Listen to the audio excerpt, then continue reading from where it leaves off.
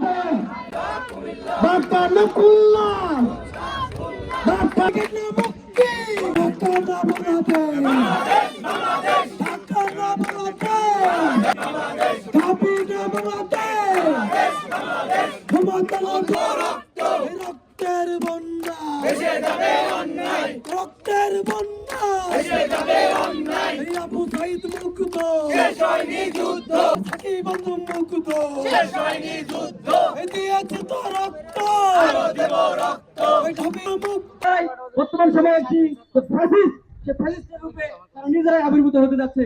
আমরা সচেতন ছাত্র সমাজ, বিশেষ করে রাজশাহী বিশ্ববিদ্যালয়ের সংগ্রামী ছাত্র জনতা আছে, তারা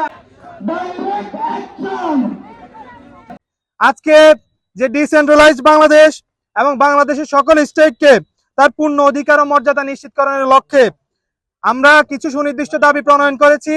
এই দাবিগুলো আমরা এখন পড়ছি এবং আমরা আমাদের পরবর্তী কর্মসূচি এখন ঘোষণা করে আজকের মতো রেল অবরোধ আমরা স্থগিত ঘোষণা করব। রাজশাহী বিশ্ববিদ্যালয় দাবি নাম্বার 1, রাজশাহী বিশ্ববিদ্যালয়, চট্টগ্রাম বিশ্ববিদ্যালয়, জাহাঙ্গীরনগর বিশ্ববিদ্যালয়, জগন্নাথ বিশ্ববিদ্যালয়, 7 কলেজ, প্রাইভেট বিশ্ববিদ্যালয় সমূহ, জাতীয় বিশ্ববিদ্যালয় এবং মাদ্রাসা সহ বাংলাদেশের সকল স্টেটদের যোগ্যতার ভিত্তিতে রাষ্ট্র সংস্কারে অংশগ্রহণ নিশ্চিত করতে হবে। সংস্কার কমিশন দাবি নাম্বার 2, সংস্কার কমিশন পিএসসি, ইউজিসি সহ রাষ্ট্রীয় সকল গুরুত্বপূর্ণ প্রতিষ্ঠান ও সংস্থাগুলো পুনর্গঠন করে সবার অংশগ্রহণ নিশ্চিত করতে হবে। দাবি নাম্বার 3, ডিসেন্ট্রালাইজড বাংলাদেশ গঠনে দ্রুত সময়ের মধ্যে একটি রূপরেখা প্রণয়ন করতে হবে। আমাদের আজকের এই সুনির্দিষ্ট 3টি দাবি আমাদের যে অন্তর্বর্তীকালীন সরকার রয়েছে এই সরকারের প্রতি আমরা এই দাবি 3টি উত্থাপন করেছি এবং আমরা আশাবাদী তারা আমাদের এই দাবি 3টিকে আমলে নিয়ে দ্রুত সময়ের মধ্যে ব্যবস্থা নেবে। আমাদের আজকের এই আন্দোলন আমরা এখানে স্থগিত ঘোষণা করছি। আমাদের পরবর্তী আন্দোলন, পরবর্তী কর্মসূচি আগামীকাল যেহেতু আমাদের প্রিয় প্রতিষ্ঠান চট্টগ্রাম বিশ্ববিদ্যালয়ের ভর্তি পরীক্ষা রাজশাহী বিশ্ববিদ্যালয়ে অনুষ্ঠিত হবে, তাই জনভোগান্তির কথা চিন্তা করে আমরা আমাদের আন্দোলন দিনে না করে আমরা সন্ধ্যা 7টায় জোয়া চত্বরে আমাদের পরবর্তী কর্মসূচি ঘোষণা করছি।